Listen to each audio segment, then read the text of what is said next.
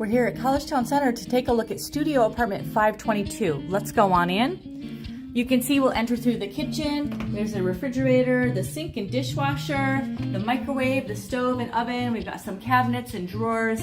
We'll go through the kitchen and into the apartment. Over on our left is the closet. We'll take a look in there as we go by.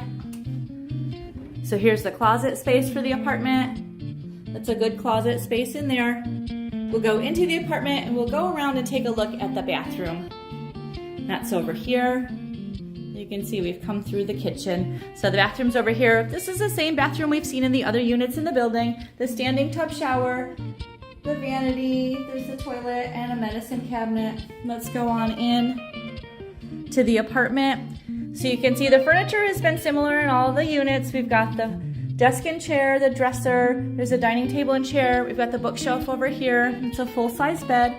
We'll go over to the window and we can take a look out the window. You can see the air conditioner unit under the window. There are mini blinds on the window. They're up right now so we can see outside. We're on the Dryden Road or street side of the building. So this is facing to the north. We've got that great central Collegetown view going on here. So we can always see what's going on in Collegetown. That's the intersection of College and Dryden.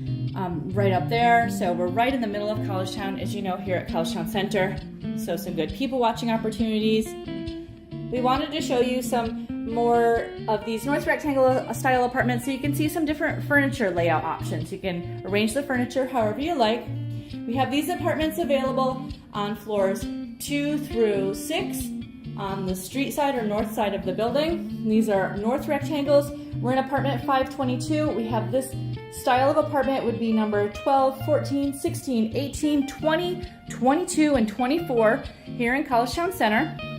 We're located just 1 block from campus.